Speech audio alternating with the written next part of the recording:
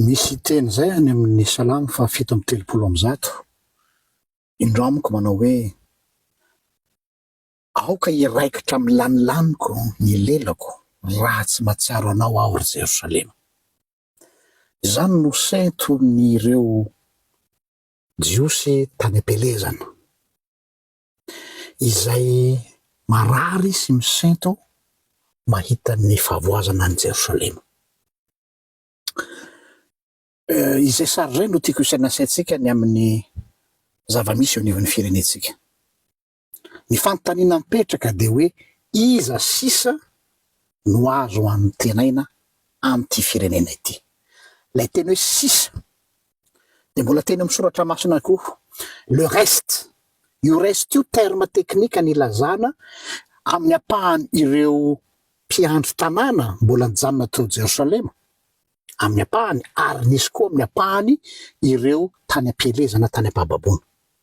Izao nefa ny zavatra nisy conflit entre an'ilay mpiandry eo tanàna sy ilay any am-pielezana rehefa tonga ny fotoana nodina avy any amin'ny fahababoana ka nody tany Jerosalema ny zanak'Israely, dia tsy nifankahazo indray ireo.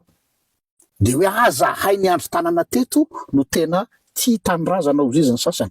Dia le sasany hoe zahay le avy any am-pelezana ozy izy satria izahay tsy nifangaroaro tamin'ireo olona izay namadika tanindrazana. Dia lasa problema ngezabe anankiray mila havana koa zay.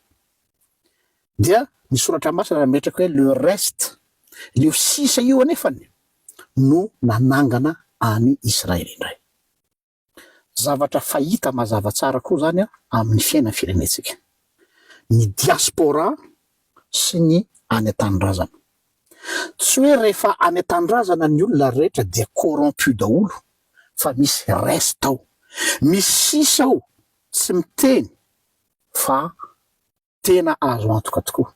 Ary tsy hoe rehefa diaspora koa dia azo antoka, fa misy amin'ireo diaspora reo tahaka an'ireo zanak'Israely ireo dia efa nivarotra ny fanahany. Tsy koa tsy famitaka tsika reo ka tsy fandainga.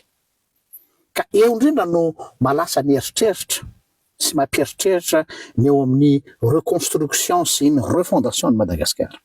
Ny zavatra mahamaika ny olona matetika dia ny fanoloana ny rejima. Fa tsy mieritreritra mihitsy hoe iza le sisa, le reste manangana an'ilay firenena.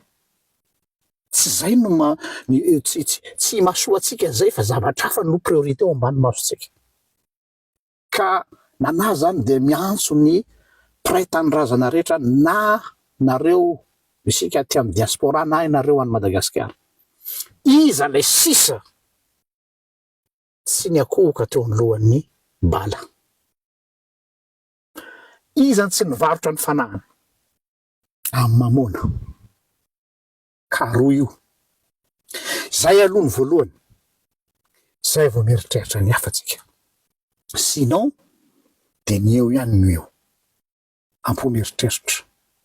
Zay tena.